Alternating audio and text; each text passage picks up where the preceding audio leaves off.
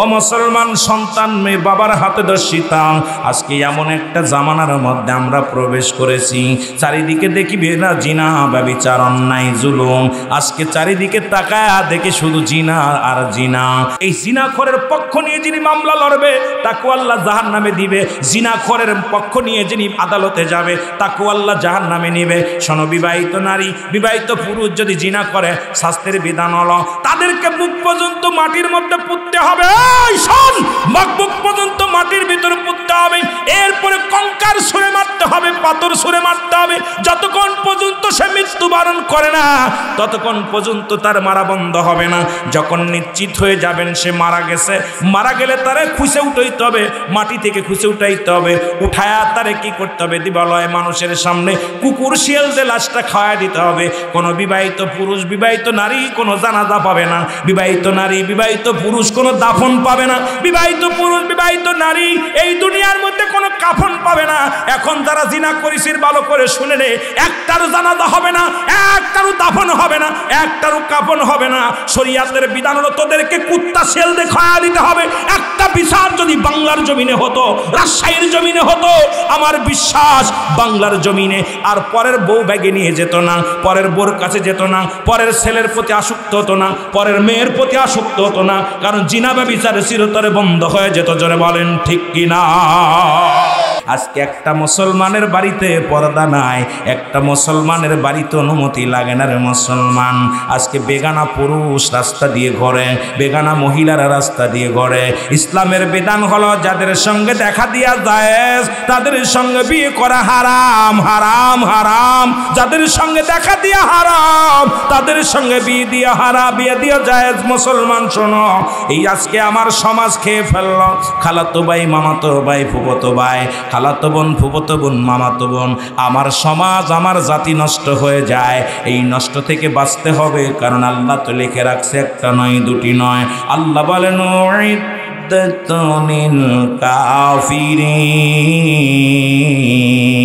কাফের বেঈমান মুনাফিকদের জন্য প্রস্তুতি করে রাখছে আমার আল্লাহ, একটা নয়, দুটি নয়, 7-7টা জাহান্নাম। আজকে আপনাদের রাজশাহীর জমিনে যে সবচেয়ে গরিব, যে ভিক্ষা করে খায়, তারও কিন্তু 3-4টা পোশাক আছে। দেখবেন ফকির মানুষ বাড়ি বাড়ি ভিক্ষা করে খায়, তারও বাড়িতে গেলে 10 টুকরা কাপড় পাওয়া যাবে। তাহলে আপনি নামাজের কথা কেমনে কোনো রকম সারা সম্ভব নয়। এই নামাজ, নামাজ, নামাজ, এই নামাজ ফাঁকি দেওয়ার মতো কোনো পথ নাই। প্রতিটা সাবালক নাই নাবালক, সাবালক মুসলমান আর নাবালক, নাবালিকা নাবালকের উপরে নামাজ ফরজ নাই, সাবালক সাবালিকার উপরে নামাজ ফরজ। তুমি অসুস্থ দাঁড়ায়া পড়তে পারো না, বয়া পড়ো, বয়া পড়তে পারো না, তুমি শুয়া পড়ো, শুয়া পড়তে পারো না, ইশারায় পড়ো। সফরে আসো তুমি 4 জায়গা 2 করো, তবুও তোমার নামাজ। ও মুসলমান, নামাজ, নামাজ। 1 টুকরা কাপড় পরে যদি নামাজ আদায় করতে পারে, আজকে এখন যদি আপনাদেরকে বলি যে যে নামাজ পড়েন নাই একটু হাত উঁচু করেন, দেখবেন এখানে শতকরা প্রায় 60% মানুষ বেনামাজি উঠবে। যদি বলি আপনার ঘরে কি কোনো কাপড় নাই, বলে কাপড় আছে 10 থেকে 12টা, 5 থেকে 6টা, 2 থেকে 3টা। তাহলে আল্লাহর আদালতে আপনি কি জবাব দিবেন? নামাজের কি যত সর্বপ্রথম নামাজের বিচার হবে। আমাদের চেয়ারম্যান সাহেব আজকে কথাগুলো বললো বলে আমি একটু টাচতে যাই। এর আল্লাহর আদালতে সর্বপ্রথম বলবে, বান্দা তোমার জীবনকাল কেমনে কাটাইলাও? ও বান্দা শুইনা লও, ও বান্দা শুইনা লও, জীবনকালটা কেমনে কাটাইলা? এখন জীবনকালের কথা যখন ধরবে আল্লাহ আমার রব্বুল আলামিন, তখন কি জবাব দিবা? একেতে নামাজ নাই দুনিয়ার মধ্যে, শুধু বেপরদা বায়েপনা। আজকে মুসলমান শুনে নাও, বেগানা পুরুষের চেহারা দেখা হারাম, বেগানা মহিলার চেহারা দেখা হারাম। আল্লাহু আকবার। হয়তো অনেকের কষ্ট লাগবে, কয় রুহুল আমিন সাহেব শুধু শরীয়তের ওয়াজ করে। হ্যাঁ বাবা, শরীয়তের ওয়াজ করি, ভালো লাগলে শুনবেন, না লাগলে না শুনবেন, কিন্তু আল্লাহর আদালতে আমার যেতে হবে, মরতে হবে। বয়স এখন অনেক হয়ে গেছে, কখন যেন মালাকুল মউত ডাক দেয়, কখন যেন দুনিয়া থেকে বিদায় হয়ে যায়। হয়তো একদিন খবর আসবে রুহুল আমিন সিদ্দিকী আর নাই, আপনি একদিন নাই, কারণ কখন দুনিয়া থেকে বিদায় হয়ে যায়। আজকে শরীয়তের বিধান কেন মানি না রে মুসলমান? এর যুবক বয়সী হবে জান্নাতি, যুবক বয়সী হবে জান্নাতি। যুবকদের সরদার হলো আল হাসান আল হুসাইন। ও মুসলমান শোনো, দিলের কান্ডা লাগা শোনো, আজকে যদি শাস্ত্রের বিধান শুনে নাও, একটু বইলা যায়, তারপরে আমি আস্তে আস্তে আলোচনার মধ্যে ডুব দিই। আল্লাহ আমাদের দয়া করো, আমরা যেন 5 ওয়াক্ত সালাত আদায় করতে পারি, নামাজ আদায় করতে পারি। এই আল্লাহ যেন আমাদের সবাইকে তৌফিক দান করে, সকলে বলুন আমিন। ওরে 1 নম্বরে বলেছিলাম মরণ।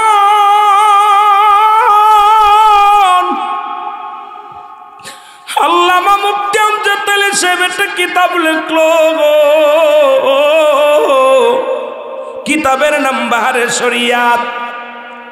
এই কিতাবের মধ্যে লিখতে যা বললো, দুনিয়ার মানুষ শোনো,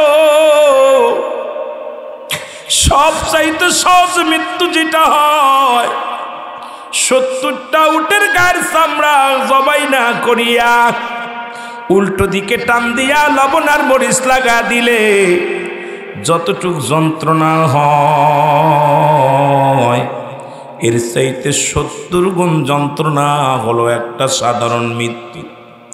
এখন আমরা যারা মরণকালে পায়খানা করে দিই, আমরা যারা মরণকালে প্রস্রাব করে দিই, আমরা যারা মরণকালে যাদের চোখ দুটি বড় বড় হয়ে যায় রে, মরণের সময় অনেকের জিহ্বা এক হাত বাইর হয়ে যায়। কত মানুষের দাপন করাইলাম, কত মানুষের কাপড় পরাইলাম, কত মানুষের দুনিয়া থেকে বিদায় করে দিলাম। আল্লাহ, ও আমার আল্লাহ, কত মানুষ মৃত্যুকালে পায়খানা প্রস্রাব পর্যন্ত করে দেয়, একটা অঙ্গ বেঁকা হয়ে যায়, হাত পা বেঁকা হয়ে যায়, ওই সোজা করার সম্ভব নয়। কত মানুষের দেখলাম মুখের ভিতর আর জিহ্বাটা ঢুকানো যায় না, চোখ দুটি বন্ধ করা যায় না। কত কষ্ট দিয়ে মালাকুল মউত তোমার রুহটা নিয়ে যায়। এই জন্যে কথাটা বইলা যায় রে মুসলমান, এর ইমানদারের মৃত্যুটা হলো যাদের কথা বললাম। আল্লাহ বলে ইমানদারদের জন্য একটা নয়, দুটি নয়, 8টা জান্নাত প্রস্তুতি করে রাখছে। তাদের কথা বলতে গেলে কথা এসে যায়। আল্লাহ বলেন বিসমিল্লাহির রহমানির রহিম উইদ্দাতুল মুমিনিন। মুমিনদের জন্য, মুত্তাকিনদের জন্য প্রস্তুতি করা আছে 8টা জান্নাত। জোরে জোরে চিল্লায় বলা যাবে না আল্লাহু আকবার। এ দুনিয়ার মুসলমান শোনে নাও, আদম থেকে শুরু করে আখিরি নবী রাহমাতুল লিল আলামিন পর্যন্ত যত নবী দুনিয়ার মধ্যে আগমন করল, সবাই দুনিয়া থেকে বিদায় হয়ে গেছে। এরপরে মুসলমান কেউ থাকবে না। আল্লাহ বলেন কুল্লু মান আলাইহা ফান, সব কিছু শেষ করে দিবে আমার আল্লাহ। আল্লাহ কই বান্দারে, এই জমিনের মধ্যে আমি কিচ্ছু বলতে কিচ্ছু রাখবো না।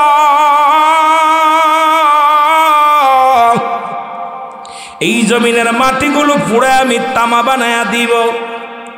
এই জমিনের মধ্যে যত পানি আছে পানিগুলো পুড়ে হয়ে যাবে ছাই। কিচ্ছু বলতে কিচ্ছু যেদিন থাকবে না, সেদিন থাকবে শুধু আমার আল্লাহ। আল্লাহ থাকবে আমার নবীর ভালোবাসা নিয়ে, সেই নবীর প্রেমে পড়তে চাই আমরা। জোরে বলেন ঠিক কিনা? আর একটু জোরে বলা যাবে না ঠিক কিনা? এরে আদম আলাইহিস সালাম 1000 বছর বেঁচে গেলেন। একটু কথা বুঝাইলে আপনারা বুঝতে পারবেন মুসলমান। আদম নবী একদিন নয়, দুদিন নয়, 1000 বছর জিন্দা ছিলেন দুনিয়ার মধ্যে। এ মুসলমান, আদম আলাইহিস সালামের কাছে জিবরিল আমিন আয়েশা হাজির হইয়া সালাম দা, আসসালামু আলাইকুম আল্লাহর নবী আদম, আপনি জান্নাতে কাটাইলেন বড় আরামায়েশে, দুনিয়ার মধ্যে অনেক আরামায়েশে কাটাইলেন, আপনাকে দুনিয়া থেকে চলে যেতে হবে।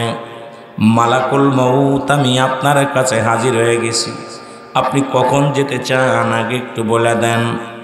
আদম নবী ডাকতে বলে, আজরাইল তুমি আমার নিবার জন্য আসরে। আজরাইল, আমার তো এখন মাজাটাও বেকা হয়ে গেছে, বুড়া হয়ে গেছি, দুনিয়া থেকে অনেক দুনিয়ার মধ্যে ইবাদত বন্দেগী করতেও কষ্ট হয়, তুমি যেহেতু নিতে আইছো, তবে যাবার আগে আমার একটা দাবি আছে রে আজরাইল। দাবিটা হলো, আমার মাওলা জান্নাতের মধ্যে যখন ছিলাম, ওই জান্নাতের মধ্যে সুন্দর সুন্দর ফল মূল আমি খাইতাম, আমার আল্লাহ অনেক সুন্দর সুন্দর ফল খাওয়াইতো। এই মরণের আগে আমি একটু জান্নাতি ফল খাইতে চাই। জোরে জোরে চিল্লায়া বলা যাবে না আল্লাহু আকবার। ওয়াল হাব্বু জান্নাতু ফি রায়হান ফাবিআইয়ি আলাহি রাব্বিকুমা তুকাজ্জিবান। জোরে জোরে চিল্লায়া বলা যাবে না আল্লাহু আকবার। আল্লাহ কয়ে ডাকতে বলে, বান্দারে শুই না নাও, এই দুনিয়ার মধ্যে আমি ফল আর ফুল দান করলাম, এই দুনিয়ার মধ্যে বান্দা, বান্দা শোন, দেলের কান্ডা লাগা শোন। আদম আলাইহিস সালাম ডাকতে বলে, ফল আর ফুল দান করেছে জান্নাত থেকে আমার আল্লাহ। আদম নবী ডাকতে, আমার আল্লাহ আমি যাবার আগে একটু ফল খাইতে চাই। জোরে জোরে চিল্লায়া বলা যাবে না আল্লাহু আকবার। আনার ফল খাইতে চাই, কিসের ফল? আনার ফল খাইতে চায়। আদম আলাইহিস সালামের ছিল 100 জোড়া সন্তান। কয় জোড়া? 100 জোড়া সন্তান। আদমের একজন বেজোড় সন্তান ছিল, নাম হলো হযরত শীস আলাইহিস সালাম। সুবহানাল্লাহ। আর একটু জোরে বলা যাবে না সুবহানাল্লাহ?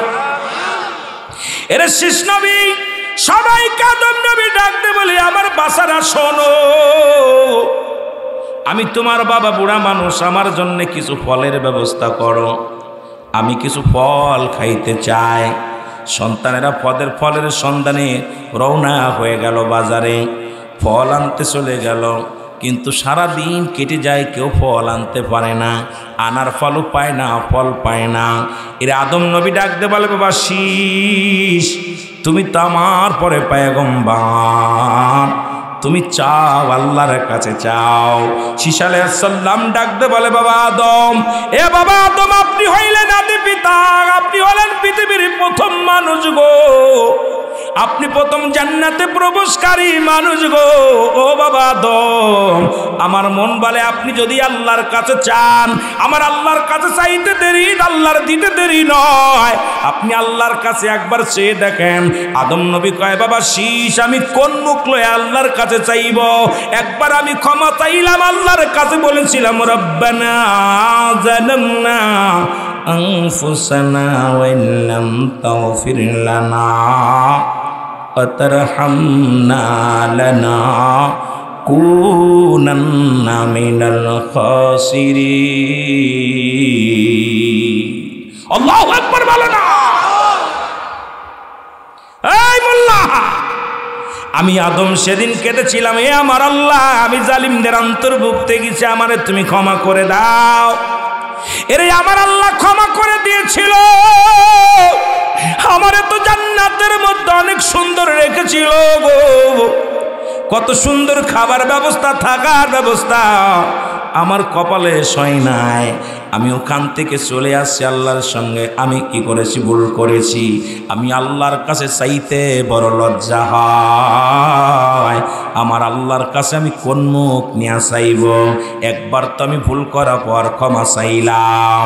এ বাবার আদম, বাবার আদম আলাইহিস সালামের বংশধারা শুনে নাও। আদম নবী ডাকতে বলে বাবা শীষ, আমি তোর আব্বা বড় লজ্জা পাই আমার মাওলার কাছে চাইতে গো। তুমি একটু চাও, আল্লাহর কাছে চাও। আমার আল্লাহর কাছে চাইলে তোমারে দিবে, তোমারে ফিরে দিবে না। জোরে জোরে চিল্লায় বলা যাবে না মারহাবা। শীষ আলাইহিস সালাম ডাকতে বলে আমার আল্লাহ, যেহেতু আমার আব্বা আমাকে তুমি খেলাফত দিছ, আমার আব্বা জান আমারে পরবর্তী এই চেয়ারের মধ্যে বসায়া দিছে গো। বাবা জানের ইন্তেকালের পরে আমাকেই তুমি নবী বানাইলা। ও আমার আল্লাহ, আমি শীষ নবী এই তোমার দরবারে একটা আরজি করি। আমার বুড়া আব্বা জান আজকে ফল খাইতে চাইছে আল্লাহ, তুমি আমার বাবার জন্য কিছু ফলের ব্যবস্থা করে দাও, আমার বাবার জন্য কিছু নেওয়া ফল ব্যবস্থা করে দাও। এর বাবার হকটা আদায় করলেন কেমনে আদম? এর মুসলমান আমার চেয়ারম্যান সাহেব যে ওয়াজ করছে, এই ওয়াজটাই যদি আপনাদের কাছে শোনা যায়, পিতামাতার জন্য 14টা হক আছে। 14টা হকের মধ্যে 7টা হক হলো জিন্দা থাকতে গো, 7টা হক হলো মৃত্যুর পরে। এখন পিতামাতার নামাজের পর বলছে, নামাজের পরে কইছে পিতামাতার কথা। আজকে ওনার আলোচনার ভিত্তিতেই যদি আলোচনা করি, রাত শেষ হয়ে যাবে, আমার আলোচনায় যেতে পারবো না। একটু বলে যায় 14টা হকের মধ্যে এই 14টা হকের 7টা হক হলো জিন্দা থাকা অবস্থায়, 7টা হক হলো মৃত্যুর পরে। এই হকগুলো যদি আদায় না করো পিতামাতা, আল্লাহর আদালতে কি জবাব দিবা? আল্লাহর আদালতে কোনো জবাব দিতে পারবা না। জোরে জোরে চিল্লায় বলেন ঠিক কিনা? আব্দুল্লাহ আনসারী ডাকতে বলে আল্লাহ নবী আশকোয়াজ করছে বিবি, যে ব্যক্তি 5 ওয়াক্ত সালাত সময় মতো উক্তি মতো আদায় করতে পারবে, আল্লাহর নবী তার হাত ধরে জান্নাতে নিয়ে যাবে। বিবি বলার সঙ্গে, স্বামী বলার সঙ্গে সঙ্গে বিবি দুটি হাতের মধ্যে জড়িয়ে ধরে বলে আমার স্বামী, জীবনে আপনার কাছে দামি কাপড় চাই না, জীবনে আপনার কাছে আমি দামি পোশাক চাই না, আপনার কাছে ভালো খাবার চাই না, আপনার কাছে এই দুনিয়ার মধ্যে কোনো বালা চাই না, কোনো সম্পদ চাই না, কোনো স্বর্ণ অলংকার চাই না। আপনার কাছে একটু সুযোগ চাই, একটু সময় আমার করে দিবেন, আমিও যেন 5 ওয়াক্ত সালাত নামাজ সময় মতো আদায় করতে পারি। আপনি যাবেন রহমতের নবীর হাত ধরে জান্নাতে, আমিও যেতে চাই আপনার সঙ্গে জান্নাতে। আপনি আমার এই সুযোগটা করে দিবেন। জোরে জোরে চিল্লায় বলেন মারহাবা। কেমন বিবি ছিল? সাহাবীদের কেমন বিবি ছিল? এরে আমাদেরও বিবি, সাহাবীদেরও বিবি। আমার বিবি কয় স্বামী এত টাকা রোজগার করো, এরে ভালো আমার জন্য একটা অ্যাকাউন্ট করে থো। বিবি কয় স্বামী আমার জন্য বালা করো, আমার জন্য হার করো, আমার জন্য সোনার গয়না বানাও, আমার জন্য সম্পদের পার করো। কিন্তু একটা বিবি কি কয় স্বামী রে, দুনিয়ার কিছু চাই না, তুমি হালাল খাবার খাওয়াইবা, এই দুনিয়ার মধ্যে আমারে হারাম খাওয়াইবা না, আমার এই দুনিয়ার মধ্যে কোনো তুমি হারাম জিনিস ভক্ষণ করাইবা না, আমারে তুমি বেপরদায় চলতে দিবা না। কারণ বেগানা মহিলার চেহারা দেখা হারাম, বেগানা পুরুষের চেহারা দেখা হারাম। সুতরাং আমারে তুমি হারাম কাজে আমার লিপ্ত করাইবা না। আমার এই দুনিয়ার মধ্যে নামাজের জন্য প্রহার করবা, আমাকে তুমি পর্দার জন্য প্রহার করবা। দুনিয়ার মধ্যে বাড়ি চাই না, গাড়ি চাই না, আমি পর্দার মধ্যে ঈমান নিয়ে থাকতে চাই। তুমি আমাকে নামাজের সুযোগ করে দিবা, আমারে পর্দা করার ব্যবস্থা করে দিবা, আমাকে দুনিয়ার মধ্যে অন্যায় পথে চালাইবা না। এই বিবিগুলো পা বড় কঠিন। জোরে বলেন ঠিক কিনা? আর একটু জোরে জোরে চিল্লায় বলেন আল্লাহু আকবার। এরে আব্দুল্লাহ আনসারী প্রতিনিয়ত রাসূলুল্লাহর পিছে নামাজ আদায় করে গো। নবীজি তাকায় তাকায় প্রতিদিন নামাজে আসে, কিন্তু সালাত শেষ করে আনসারী দেখতে পায় না। আল্লাহর নবী ডাকতে বলে আমার সাহাবীরা রে, আমার আনসারীকে আজ কয়টা দিন আমি দেখি আনসারী নামাজে আসে, কিন্তু আনসারীকে আমি দেখি না। সালাম ফিরানো পরপরই দৌড়ায়া বাইর হয়ে যায়। সাহাবীরা বলে হুজুর আপনার আনসারী হয়তো দুনিয়ার কোনো প্রেমে পড়ে গেছে, দুনিয়ার কোনো ঝামেলায় পড়ে গেছে। আমার নবী কয় না না, আমি নবী তোমাদেরকে বলেছিলাম, তোমাদের কি মনে নাই আল গিবাতু আশাদ্দু মিনাল জিনা, এই জিনাকারীদের তোমরা ভাইয়ের বিরুদ্ধে তোমরা গিবাত করো না। আমি নবী নিজেই যাব, গিবাত শুনতে চাই না, সমালোচনা শুনতে চাই না, আলোচনা আমি শুনতে চাই না। আমি নবী নিজেই যাব, আমি আমার আনসারীর খবর নিতে যাব। আল্লাহ নবী চলে গেলেন আনসারীর বাড়ি, সালাম দা আসসালামু আলাইকুম ইয়া হালাল বাইত। একবার নয় দুবার নয় রে, তিনবার সালাম দিলে নাই রে মুসলমান। আজকে একজনের বাড়ি যদি যাইতে হয় একবার নয় দুবার নয় সালাম বিনিময় করবা। সালামের জবাব না পাইলে ওই বাড়িতে ঢুকার কোনো একটার নাই। তুমি সালাম দাও তোমার মুসলমান ভাইয়ের বাড়িতে যাইয়া, আসসালামু আলাইকুম আহলাল বাইত। সালামের জবাব আসে নাই, তুমি ভিতরে ঢুকার অনুমতি পাও নাই। দ্বিতীয়বার সালাম দিছো, কোন সালামের জবাব পাও নাই, অত অনুমতি নাই, ভিতরে ঢোকার অনুমতি নাই। তৃতীয়বার সালাম দিছো, যদি অনুমতি বাজানরে সালামের উত্তর না হয়, তোমার অনুমতি নাই। জিবরিল আমিন ফেরেশতারা দৌড়ে আসা, আমার নবী আদম ফল খাইতে চাইছে, লজ্জায় আমার কাছে চাইতে পারে নাই। আমার আদম বড় লাজুক, সুবহানাল্লাহ বলেন। আমার আদম বড় লাজুক রে, আমি দুনিয়ার মধ্যে প্রথম মানুষ হিসেবে তারে পাঠাইলাম। আমার আদম লজ্জা পেয়েছে আমার কাছে চাইতে। ও মুসলমান, লজ্জা কিসের? আমার কাছে চাইবে, আমার আদম আমার কাছে চাইবে, তবু লজ্জা পেয়েছে যেহেতু। আরে ফেরেশতারা যা যা, জান্নাত থেকে সুন্দর সুন্দর ফল নিয়ে যায়, এই ফলগুলো নিয়ে ঝাঁকা ভর্তি ফল নিয়ে আমার আদমের কাছে হাজির করে দে। আমার আদম নবী প্রাণ ভরে খাবে, জোরে জোরে চিল্লায় বলো মারহাবা।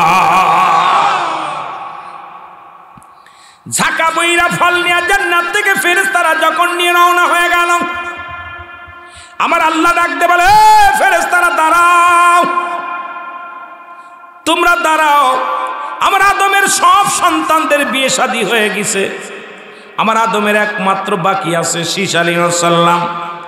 যাও জান্নাত থেকে যখন ফল নিয়ে যাবা, আমার আদমের জন্য একটা পাত্রী নিয়ে যাবা। জান্নাত থেকে সুন্দর দেখে একটা গেলেমান নিয়ে হুর নিয়ে যাওয়া, সুন্দর একটা হুর, জান্নাত থেকে একখানা হুর নিয়ে যাওয়া।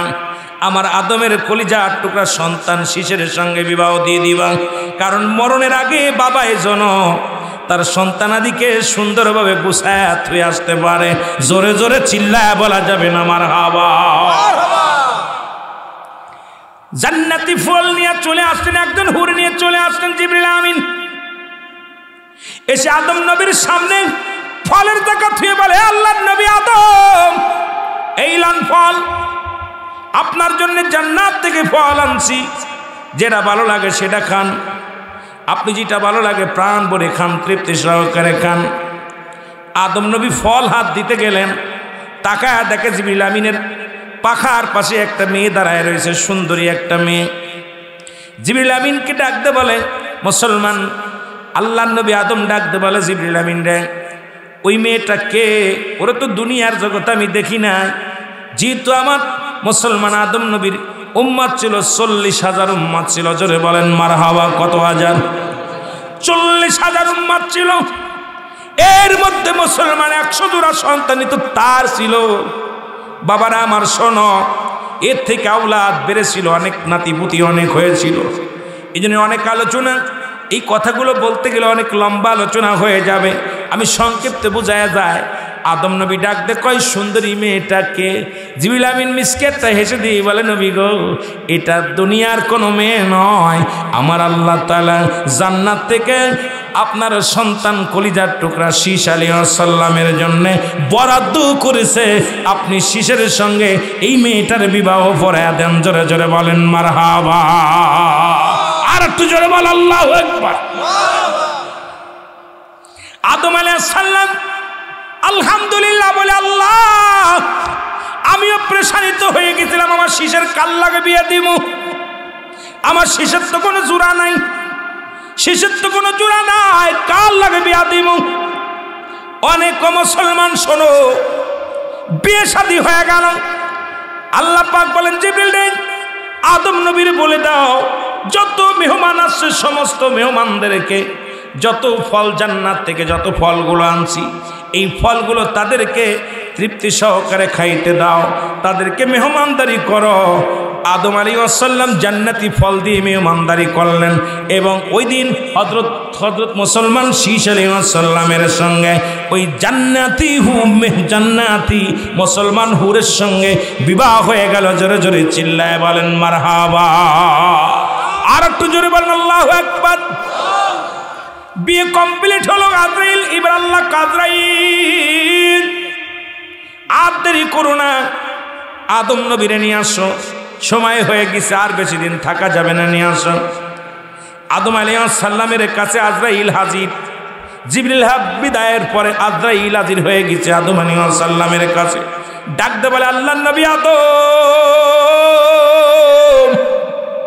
ও নবী আদম গো, আপনার আর বেশি সময় নাই, আপনাকে নেওয়ার জন্য আমি এসেছি, আপনাকে চলে যেতে হবে। আদম আলাইহিস সালাম কয় আজরাইল রে আমাকে তুমি নিতে আসছো, আমি তোমারে বাধা দিব না। একটা কাজ করো, তুমি আমার সন্তানদেরকে একটু আমি ঘরের বাইরে যেতে বলি, তারপরে আমার ওটা বাইর করো, কারণ পৃথিবীর মধ্যে প্রথম মৃত্যু হবে আমার। মুসলমান, যদিও আপনারা বলতে পারেন হুজুর এর আগে মৃত্যু হয়েছে, হ্যাঁ হয়েছে, মৃত্যু হয়েছে আবিল কাবিলের, আপনারা শুনেছেন। এটা তো আদম দেখেন নাই, আদমের সন্তানেরাও দেখেন নাই কিভাবে মৃত্যু হয়েছে, কেমনে দাফন হয়েছে, বিষয়ে তার অভিজ্ঞতা নাই। আদম আলাইহিস সালামের প্রথম মৃত্যু হবে মানুষ কোলে। আদম আলাইহিস সালামের মৃত্যু হবে প্রথম বাবা দেলের কান্ডা লাগায়। শুনে নাও, আজরাইল এসে দাঁড়ায় গেলেন আদম নবীর পাশে। আল্লাহু আকবার বলো, আর একটু জোরে বলো আল্লাহু আকবার। আদম নবীর নিঃশ্বাস পার হয়ে গেল, বিদায় হয়ে গেল। আদমের সন্তানের ভিতরে ঢুকে দেখে আব্বার নাই, কথা বলে না। আদম আলাইহিস সালাম চির বিদায়। এখন কি করবে, কেমনে দাফন করতে হয়, কেমনে কাফন করতে হয়, কেমনে জানাজা পড়তে হয়, কিচ্ছু জানে না। আল্লাহ কয় জিবরিলে দৌড়ায়া যাও, জান্নাত থেকে ফেরেশতা নিয়ে যাও, জান্নাত থেকে পানি নিয়ে যাও, এই জান্নাতি পানি নিয়ে যাও, জান্নাতি পোশাক নিয়ে যাও, যে পোশাকটা আমি আদমের গা থেকে খুলে ফেলেছিলাম সেই পোশাকটাও নিয়ে যাও। জিবরিল শোনো, দৌড়া যাও, দৌড়া যাও, আমার শীশ আলাইহিস সালামকে বাবার জানাজা পড়ার দোয়াটা শিখায়া দাও। সুবহানাল্লাহ। আর একটু জোরে, আর একটু জোরে। আমার শীশ আলাইহিস সালাম হবে ইমাম, বাবার ইমাম হবে কে? আরো জোরে বলেন, বাবার ইমাম হবে কে? ছেলে। আর আমাদের ছেলে হবে বড় অফিসার, ঠিক কিনা? আদমের ছেলে ইমামতি করে আর আমাদের ছেলে ঘুষ খায়। কত কই না কে? এরা আদম নবীর ছেলে ইমামতি করে আর আমাদের ছেলে সুদ খায়। কত কই না? কেমন ছেলে বানাইলাম? আদম আলাইহিস সালাম, আদম আলাইহিস সালামের ছেলে শীশ আলাইহিস সালামের কাছে জিবরিল আমিন চলে আসলেন।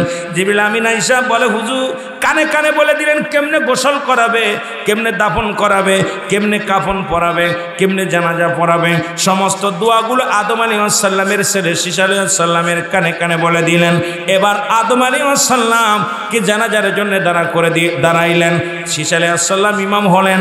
আমার আল্লাহ কয় যাও ফেরেশতারা তোমরা যাও, আগের কাতারে দাঁড়ায় যাবা আদমের ছেলেদের সাথে, এদেরকে শিখা দাও কেমনে ভাবে মানুষের জানাজা পড়া লাগবে, কেমনে দোয়া করা লাগবে, কেমনে মায়েতকে সামনে রাখা লাগবে, এরপরে কেমনে কবর দিবে, কেমনে মাটি দিবে, কেমনে দাফন করবে, সব কিছু শিখা দাও। অসংখ্য ফেরেশতারা আদম আলাইহিস সালামের জানাজায় শরীক হয়েছিলেন, দাফনে শরীক হয়েছিলেন। মুসলমান শুনে নাও, আপন সন্তান সেদিন দোয়া করেছিলেন, ওই দোয়াটাও আদম আলাইহিস সালামের দোয়া করেছিলেন। রব্বানা যালামনা আনফুসানা ওয়া ইল্লাম তাগফির লানা, জোরে, ওয়া তারহামনা লানাকুনান্না মিনাল খাসিরিন। জোরে বলা যাবে না মা, একটু জোরে বলা যাবে। আর আমার নবী বলে রব্বিরহামহুমা কামা রব্বায়ানি সগীরা। আমার সাথে বলেন রব্বির হাম্মুহুমা কামা রব্বায়ানি সগীরা। মারহাবা বলেন না, আর একটু জোরে বল আল্লাহু আকবার। এই দোয়াটা কখন আসলো তার হালাতটা বোঝার দরকার। এ মুসলমান শুনে নাও, ওই যে বলতেছিলাম আমি আস্তে আস্তে গেলে সব বুঝতে পারবেন। আদম আলাইহিস সালামের মৃত্যু হলো, বেঁচে আছে না মরছে? কথা বলেন, মরছে না বেঁচে আছে? এ জোরে বলেন, মরছে না বেঁচে আছে? আদম আলাইহিস সালাম চির বিদায়, ওই যে আদি পিতা থেকে শুরু করেছে মরা, এখন পর্যন্ত কেউ 50 বছর, কেউ 80 বছর, কেউ 200 বছর, কেউ 300 বছর, কেউ 100 বছর, কেউ 60 বছর, কেউ জন্ম নিয়েই মরে, কেউ মায়ের পেট থেকে মরে। শুধু মরণ মরণ মরণ, এই মরণ থেকে পালানোর কোনো পথ নাই। একমাত্র স্রষ্টার মৃত্যু নাই, সৃষ্টির মৃত্যু আছে, ঠিক কিনা? কথা বলেন, স্রষ্টার মৃত্যু নাই, সৃষ্টির মৃত্যু আছে, জোরে বলেন ঠিক কিনা? এ মুসলমান, একমাত্র থাকবে কি? আমার আল্লাহ, একমাত্র আল্লাহ রব্বুল আলামিন, যার মৃত্যু নাই। সবার মৃত্যু আছে, একে একে দুনিয়ার সব কিছু যেদিন বিদায় হয়ে যাবে, দুনিয়ার সব কিছু যখন, দুনিয়ার সমস্ত রূহ যখন মারা যাবে, বাকি থাকবে 4 জন ফেরেশতা। কয়জন? আজরাইল, ইসরাফিল, মিকাইল আর জিবরাইল। সুবহানাল্লাহ বলেন না। কয়জন? নাম কি? হযরত আজরাইল আলাইহিস সালাম। জোরে বলেন, হযরত আজরাইল আলাইহিস সালাম, হযরত জিবরাইল আলাইহিস সালাম, হযরত মিকাইল আলাইহিস সালাম, হযরত ইসরাফিল আলাইহিস সালাম। একটু জোরে বলা যাবে না মারহাবা? আর একটু জোরে বলেন। এর 4 জন খলিফার নামটাও সাথে নিয়ে নি। হযরত আবু বকর সিদ্দিক রাদিয়াল্লাহু তাআলা আনহু, হযরত ওমর ফারুক রাদিয়াল্লাহু তাআলা আনহু, হযরত উসমান গনি রাদিয়াল্লাহু তাআলা আনহু, হযরত আলী রাদিয়াল্লাহু তাআলা আনহু। জোরে জোরে চিল্লা বলা যাবে না মারহাবা? 4 জন ফেরেশতা জিন্দা আছে। আল্লাহ ডাকতে বলে, আজরাইল কোথায় রে? আজরাইল, আল্লাহ আজরাইল এখন জমিনের মধ্যে কে কে আছে বলতে পারোনি। আজরাইল একটা চক্কর মারবে, পূর্ব দিক থেকে পশ্চিম দিক পর্যন্ত, উত্তর থেকে দক্ষিণ পর্যন্ত, একটা দৃষ্টি দিয়া বলবে, আল্লাহ এখন দেখি তোমার সৃষ্টিকুলে আর কেউ নাই, বাকি আছি আমরা 5 জন। জোরে বলো আল্লাহু আকবার। কয়জন? কয়জন? 5 জন রে আল্লাহ। কে কে? বলে আল্লাহ আপনি আছেন, আমি আছি, আর আমার সহকর্মী 3 জন আছে। সুবহানাল্লাহ। আল্লাহ আজরাইল দেরি করে লাভ নাই, তাহলে জিবরাইলের কাছে যাও। কার কাছে? মাথার চুলগুলো পেকে গেছে, জীর্ণ শীর্ণ হয়ে গেছেন, এখন আপনি চলে যান, আপনার নেওয়ার জন্য আমি এসেছি। মুসা নবী কয়, আমার যে তুমি নিবা, আমার কোন জায়গাতে প্রবেশ করবা? আমার কোন জায়গাতে প্রবেশ করবা? আমার ভিতরে তো তোমার ঢোকা লাগবে, তারপরে তো আমার হুডা নিবা। জিবরিল আজরাইল আলাইহিস সালাম ডাক দিয়ে কয়, নবী মুসা গো, আমি আপনার মুখ দিয়ে নিব, আপনার জানটা নিব, আপনার মুখ দিয়ে ঢুকবো। মুসা নবী কয়, খবরদার এই কথা আর বলবি না, তুই কি জানিস না আমার মুখ দিয়া আমার মাওলার সঙ্গে কথা হয়েছে? তোর পাহাড়ে যখন উঠেছিলাম, আমার এই মুখ দিয়ে আমার আল্লাহর সঙ্গে কথাবার্তা হয়েছে, সুতরাং আমার মুখ দিয়ে তোমার ঢুকতে দিতে পারি না। জোরে জোরে বলেন মারহাবা। দাঁড়াও, আমার এই মুখ দিয়ে তুমি ঢুকবা, আমার মুখ দিয়ে তোমার ঢুকতে দিতে পারেন। ইমানদারের কত পাওয়ার! আপনি যে নামাজ পড়েন, রোজা রাখেন, সত্য কথা বলেন, আল্লাহ জিকির করেন, এই মুখটার কত দাম জানেন? এই মুখটাতে বিড়ি টানবেন না, গাঁজা টানবেন না, মদ টানবেন না, ইয়াবা খাইবেন না, ফেন্সিডিল খাইবেন না, এই মুখের বড় দাম। এই মুখ দিয়ে কোরআন পড়বেন, এই মুখ দিয়ে পিতামাতারে ডাকবেন, এই মুখ দিয়ে জিকির করবেন, আল্লাহর জিকির করবেন, আল্লাহর কোরআন পড়বেন, এই মুখটার বড় দাম। সুবহানাল্লাহ বলেন না। মুসা আলাইহিস সালাম বলে, আমার মুখ দিয়ে তোমার ঢুকতে দিতে পারি না। আজরাইল কয়, নবী মুসা রে, তাহলে আমি ঢুকবো আপনার নাক দিয়া। কি দিয়া? নাক দিয়া। মুসা নবী কয়, বাবলি কেমনে করে রে আজরাইল? তুমি কি জানো না আল্লাহ রাব্বুল আলামিনের দিদার যখন আমার নসিবে হয়েছিল, ওই তুর পাড়ে যখন সাক্ষাৎ হয়েছিল, তখন আমার এই নাক দিয়া আমার মৌলার তাজাল্লি নূরের ঘিরান পেয়েছিলাম।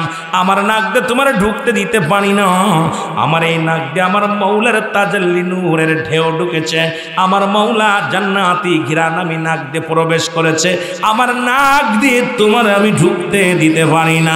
আদ্রাইল কয় নবী মুসা রে, যদি নাক দিয়ে ঢুকতে না দাও আমি ঢুকবো তোমার চোখ দিয়ে। কথা বলতে নির্বাণ কি দিয়া? ইমানদারের রূহ হয় এই যাত্রা বাইর হয়, এই যাত্রা এই ঠুক দিয়া ঢোকে আজরাইল, হয় কান দিয়া নাই, চোখ দিয়া নাই, নাক দিয়া নাই, গাল দিয়া। আর বেঈমানদের ঢোকে কোলে একদম সরাসরি, কারণ ইমানদারের রূহটা বাইর হয় আসানে, আর বেঈমানদের রূহটা বাইর করে এত কষ্ট দিয়া। তার পৃথিবী এমন একটা চিৎকার মারে, আজরাইল সাল্লাম জাহান্নামীদের জান কবাজ করার জন্য দুনিয়ায় আসে না, একমাত্র ইমানদারের রূহটা বাইর করার জন্য আসানে এসে সালাম দিবে। আপনার সঙ্গে ভদ্রতায় ব্যবহার, নমনীয়ভাবে সালাম দিবে, আসসালামু আলাইকুম ভাইজান, আপনাকে নিতে এসেছি আমি। আপনি হুকুম নিবে ভাইজান, আপনাকে আপনার ভিতর ঢুকবো, আল্লাহ আপনাকে নিতে পাঠাইছে, আপনার সঙ্গে কথাবার্তা, আপনার জন্য জান্নাত রাখছে, আপনার জন্য এই নিয়ামত রাখছে, শুভ সংবাদটা দিয়ে আজরাইল আপনার ভিতর ঢুকবে। আর বেঈমানদের আজরাইল এত লম্বা চওড়া, আকাশে থাকে মাথা, জমিনে থাকে পা, পৃথিবীর সমস্ত পানি যদি আজরাইলের মাথায় ঢেলে দেওয়া হয় একটু পানি গড়ায়া পড়বে না জমিনের মধ্যে, এত এত বড় দানব। কথা বুঝেননি? এ মুসলমান, মুসা নবী ডাকতে বলে, আজরাইল কি বললা রে আজরাইল?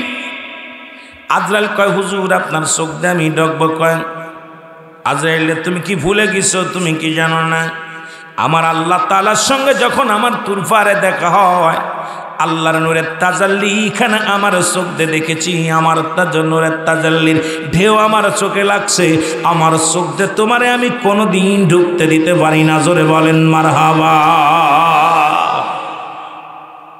আজরাইল বলতেছেন, নবী মুসা আপনি আমার সাথে বাধা দিতেছেন কেন? আমাকে আল্লাহ হুকুম দিছে, আমি আজরাইল আপনার কাছে আইছি, আমার জমিন দিচ্ছে সেমিনতে ঢুকবো, আমার জমিনতে ভালো লাগে এমিনতে আমি প্রবেশ করবো আপনার ভিতরে, আমি রুহুটা নিব, আপনার সব ওজর টজর শুনতে পারবো না।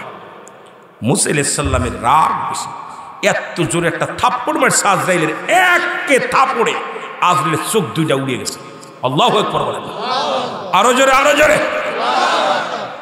এক থাপ্পড়ে আজরাইলের চোখ দুইটা উঠে গেছে, চোখ দুইটা দূরে। আজরাইল কাঁদতেছে, আল্লাহ কোথায় পাঠাইছো, কার কাছে পাঠাইছো? আল্লাহ আজরাইল কি কই দাঁড়াই আছো কেন? জান্নিয়ার কথা ছিল কখন? আল্লাহ ছিল তো, কিন্তু আপনার নবী মুসা আমারে যে মারছে, সুবহানাল্লাহ কইছিল, আমারে মারছে। কই কি হয়েছে? কই আল্লাহ এত জোরে এক থাপ্পড় লাগাইছে, আমার তো চোখ দূরে কানা করে ফেলে, চোখ দূরে উপরে গেছে, একদম উঠে গেছে, চোখ দূরে বসে আছে। আল্লাহ কাই মুসা, এই আমার নবী মুসার কাছে আর দরকার নাই, তুমি চলে আসো। আল্লাহ আমি ওর রুহুটা জান কবজটা করে আসি। কয় না আর করা লাগবে না, তুমি আইও, তাড়াতাড়ি আইও, ওর ব্যবস্থা আমি করবো। সুবহানাল্লাহ বলেন না? আজরাইল সাল্লাম আল্লাহর কাছে যায় দাঁড়ায় আছে, কানা চোখ নিয়ে দাঁড়ায় আছে। আল্লাহ বলে, আজরাইল খবর কিরে? আল্লাহ এত কড়া আপনার নবী মুসা, এত রাগী, আমার যে থাপ্পড় মেরেছে, আর একটা যদি একটু খালি সরে না দাঁড়াইতাম, এটা চোখ দূরে গেছে, একদম শেষ হয়ে যেতাম। সুবহানাল্লাহ কইতে নেই। আল্লাহ কয়, আজরাইল রে, আমার মুসা একটু রাগান্বিত বেশি, রাগ বেশি, মেজাজ একটু কড়া, আমার মেজাজ, আমার মুসার একটু আমি রাগ দিছি বেশি। আমার নবী যেহেতু তোরে মারছে, কষ্ট পাইছস, ঠিক আছে, তোর চোখ দুইটা কানা করে দিছে, আমার নবীর খাতিরে তোর চোখ দুইটা বালা করে দিলাম। জোরে বলেন যাবে না সুবহানাল্লাহ? আর একটু জোরে বলেন না? চোখ দুটি ভালো হয়ে গেল।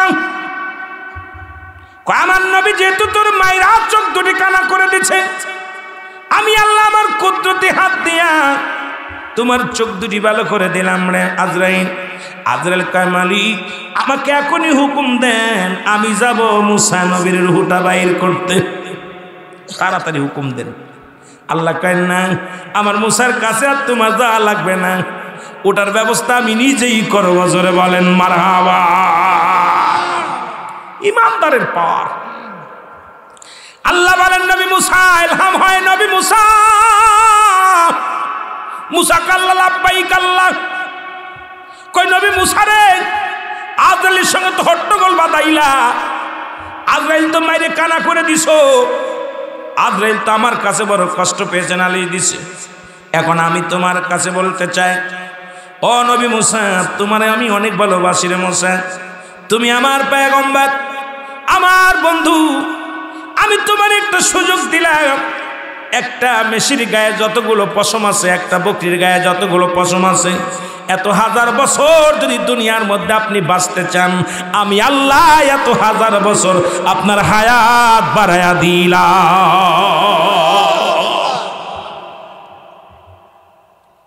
যদি একটা গরুর গায়ে, মেশির গায়ে, পশুর গায়ে যতগুলো পশম আছে, এত হাজার শো বছর আপনাকে দিলাম।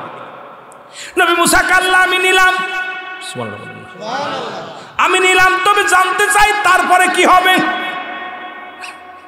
কত বুঝিনি, এতশো বছর আমার হায়াত দিয়ে দিলেন, আমি নিলাম, এরপরে কি হবে আমি জানতে চাই। আমার আল্লাহ কয় মুসা রে, এরপরে একই নিয়ম, তোমার দুনিয়ার মায়াসের বিদায় লইতে হয়। মুসা কাল্লা, তাহলে আমি বুড়া হয়ে গেছি, মাথাটাও বেঁকা হয়ে গেছে, কাজকর্ম করা লাগে, আবাদত বন্দেগী করা লাগে, আমার আর বাঁচার শখ নাই, যেহেতু চলেই যেতে হবে, তাহলে আর দুদিন বেঁচে লাভ কি? আজ গেলেও যেতে হবে, কাল গেলেও যেতে হবে, তবে যাবার আগে একটা দাবি আপনার কাছে, আমার সঙ্গে আর একবার সাক্ষাৎ দেওয়া লাগবে। জোরে বলেন মারহাবা। আল্লাহ গো, আপনি আমার নিয়ে যাবেন, আমি জানি আপনি, আর যেহেতু 200 বছর বাঁচলাম, তারপরে তো মরা লাগবে, এই কয় বছর আমার কষ্ট করে খাওয়া লাগবে, ইবাদত বন্দেগী করা লাগবে, ওর সেইটা আমি জান্নাতে যে খামো। তবে যাওয়ার আগে একটা আশা, আপনার সঙ্গে একটু আমার শেষ দেখাটা আবার একবার দেখা দিতে হবে। আল্লাহ বলেন, নিলাম, মেনে তোমার দাবি মেনে নিলাম। কয় কবে দেখা হবে? কয় কালই আয়। মুসা নবী লাঠিখানা ভর দিয়া, টুকটুক করে লাঠিখানা ভর দিয়া পাহাড়ে তুর পাহাড়ে চলে গেলেন। সুবহানাল্লাহ বলেন না?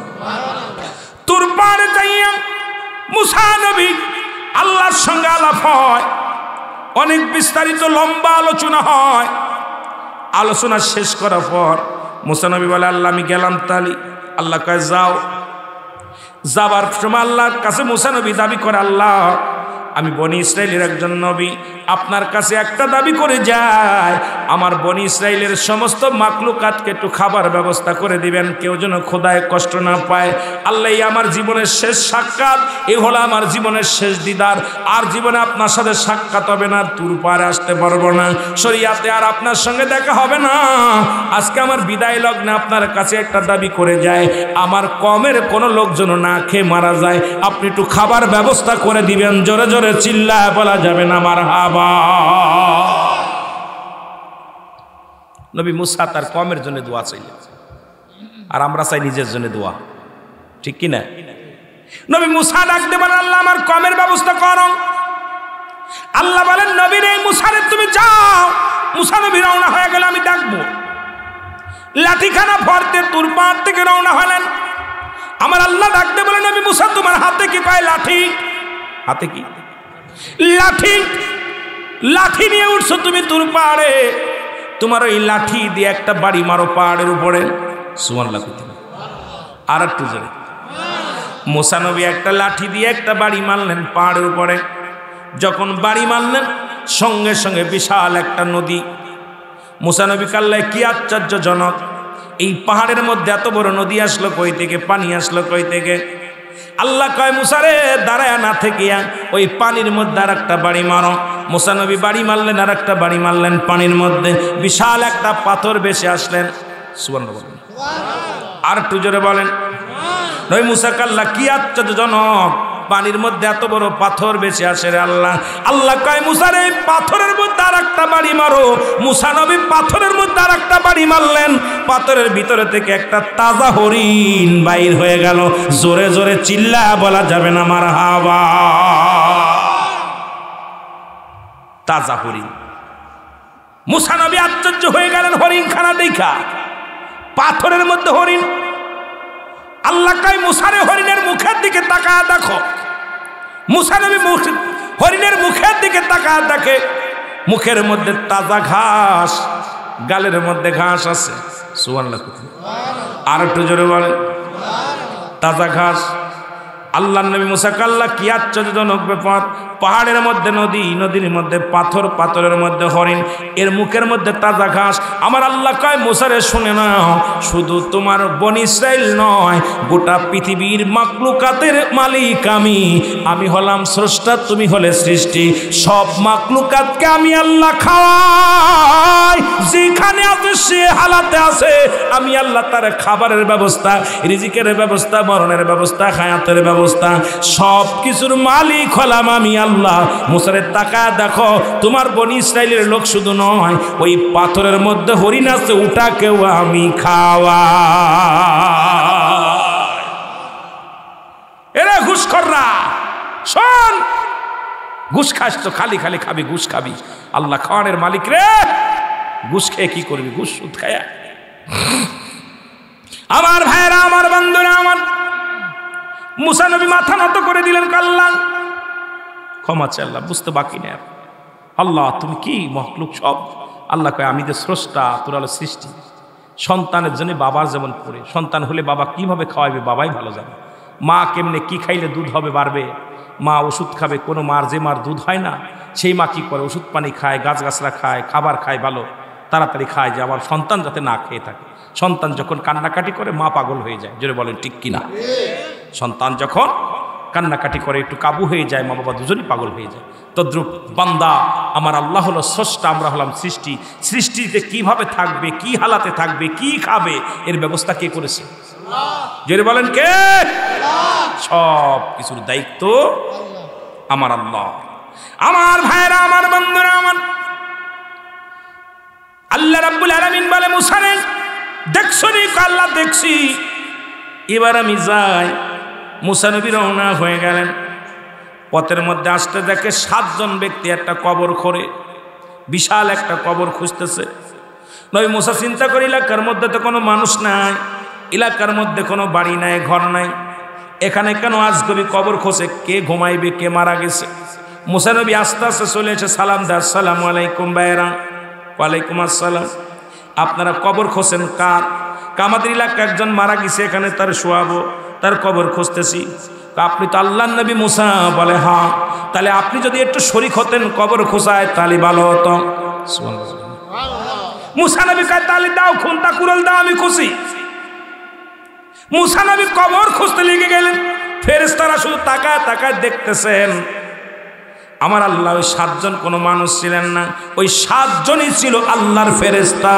আল্লাহ তাআলা নবী মুসার কবর নবী মুসার দিয়ে খোঁচাইছে। জোরে জোরে বলেন আল্লাহু আকবার।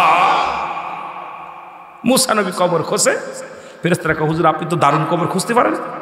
মুসা নবী উৎসাহিত হয়ে আরো ভালো করে খোঁজে, খুব সুন্দর কষ্ট করে খুঁজছে। কবরটা যখন খোঁড়া হয়ে গেছে, এখন মুসা আলাইহিস সালাম কয় ভাই, যে লোকটারে শুয়াইবেন সে লোকটা কোথায়, তার মাপটা কি? ফেরেশতা 7 জন বলে হুজুর মনে কিছু করবেন না, যে ব্যক্তি কবরের ভিতরে শোবে সেই ব্যক্তি লম্বা আপনার মতো, চওড়া আপনার মতো, দেখতে শুনতে আপনার মতো। আপনি যদি দয়া করে একটু কবরের ভিতরে শুইতেন, আমরা মাপটা ঠিক করতাম যে মাপ ঠিক আছে না। সুবহানাল্লাহ। হুজুর একটু কবরের ভিতরে শুইবেন, শুইলে পারে একটু শুয়ে দেখেন, আমরা একটু মাপটা ঠিক করে নিই। যে লোকটা কবরে শোবে সেই লোকটা একদম আপনার মতো, লম্বা চওড়া ঠিক একদম আপনার মতো। মুসা নবী তখনও বুঝতে পারে না এই যে আমার কবর এটা। কথা বলতে আল্লাহ বুঝতে দেয় না, মানে এমনি তো একটু রাগান্বিত বেশি, তো আল্লাহর খেলা বুঝা বড় জ্বালা। জোরে বলেন ঠিক কিনা? আমার ভাইরা, আমার বন্ধুরা, আমার মুসা নবী আরামে কবরের ভিতরে শুয়ে পড়েন। আবার আল্লাহ ডাকতে বলে ও জিবরিল দৌড়ে আসা, জান্নাত থেকে একটা আপেল নিয়ে। আমার নবী মুসা আপেল খাইতে ভালোবাসে। কি খাইতে? আপেল খাইতে ভালোবাসে। আমার নবী মুসার হাতে একটা আপেল দিবি, আর আপেলটার মধ্যে যখন কামড় দিবি এই ফাঁকে জানটা কবাস করবি, দেরি করবি না। দেরি করলে কিন্তু আমার মুসা ভেজাল বাঁধাবে, ভেজাল বাঁধাতে দিবি না, মুসার এই টাইমটা দিবি না। জোরে জোরে বলো মারহাবা। খেলা শুরু, খেলা। মুসা আলাইহিস সালাম কবর ভিতর শুইয়া কয় আরে খুব চমৎকার জায়গা তো, একদম ওর ভিতর শুয়ে একটু নড়াচড়া দিতেছে, এইভাবে নড়াচড়া দিতে। আল্লাহ দারুণ, একদম এত সুন্দর কবরটা। আল্লাহকে তাড়াতাড়ি যা। হুজুর কবর খুঁজছেন, কষ্ট হয়েছে, আপনি আপেলটা খান। অনেক কষ্ট করছেন, মেহনত করছেন। মুসা নবী হাতের মধ্যে আফেলটা নিয়ে কামড় মারছে, আজরাইল ভিতরে ঢোকা সারা। আজরাইল তাড়াতাড়ি জানটা নিয়ে মুসা নবীর সঙ্গে সঙ্গে মুসা নবীর রুহটা বাইর হয়ে গেল। আল্লাহু আকবার বলো। মুসা নবীর রুহটা বাইর হয়ে গেল। মুসা নবী দুনিয়া থেকে বিদায়। আমার আল্লাহ কয় ফেরেশতারা রে, তাড়াতাড়ি আমার নবীরে কবর থেকে তোল। কবর থেকে উঠা, কবর থেকে তোলা হলো। জান্নাত থেকে পানি নিয়ে আয়, জান্নাত থেকে পানি নিয়ে আয়, জান্নাতি নিয়ে আয়, সেন্ট নিয়ে আয়, জান্নাত থেকে পোশাক নিয়ে আয়। আমার নবী মুসা রে জান্নাতি কাপড় পরায়া দে, গায়ের মধ্যে জান্নাতি পোশাক লাগায়া দে। অসংখ্য ফেরেশতা আসলো, মুসা আলাইহিস সালামের জানাজা পড়লেন ফেরেশতারা। জোরে জোরে বলেন আল্লাহু আকবার। মুসা আলাইহিস সালামের গোসল করাইলেন ফেরেশতারা, মুসা আলাইহিস সালামের দাফন করাইলেন ফেরেশতারা, মুসা আলাইহিস সালামের কাফন পরাইলেন ফেরেশতারা। সুবহানাল্লাহ। আর একটু জোরে বলেন। এবার কবরটা দেয়া হলো। ও মুসলমান শোনো, যখন কবরটা দিয়া সুন্দরভাবে কবরটা দেওয়া হলো, ফেরেশতারা কবর দিলেন, মুসা আলাইহিস সালামের কবর দেওয়া হলো। এখন আল্লাহ কয় কবর উপরে মাটিগুলো সমান করে দাও, কারণ বনি ইসরাইল লোকেরা ওরা মুসারে পূজা করা শুরু করবে, কারণ আমি আল্লাহ বলেছি, আমি আল্লাহ এক। আল্লাহু আল্লাহু আহাদ আল্লাহুস সামাদ লাম ইয়ালিদ ওয়া লাম ইউলাদ ওয়ালাম ইয়াকুল লাহু কুফুয়ান আহাদ। জোরে জোরে চিল্লায়া বলা যাবে না মারহাবা। আল্লাহ বলেন আমি এক, আমার কোনো দ্বিতীয় নেই, আমি কারো জন্ম দিই নাই, কারো থেকে জন্ম নিই নাই। যারা চন্দ্র পূজা করে, যারা প্রতিমা পূজা করে, যারা দুনিয়ার মধ্যে অন্য খোদা বানায় ইবাদত করে, আল্লাহ বলে শুনে না, ওদেরকে জানে আদম আমি আল্লাহ একজন। কয়জন? জোরে বলেন কয়জন? তাহলে চন্দ্র পূজা করা যাবে, প্রতিমা পূজা করা যাবে, দেবী পূজা করা যাবে, পৃথিবীর মধ্যে কোনো কিছু পূজা করা যাবে না, একমাত্র সিজদা করব কার? আর একটু জোরে বলেন কার?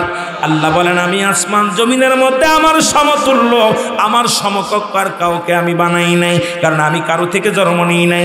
আল্লাহর কোনো ছেলে নাই, মেয়ে নাই যে তাদের কোনো স্মরণ করা লাগবে।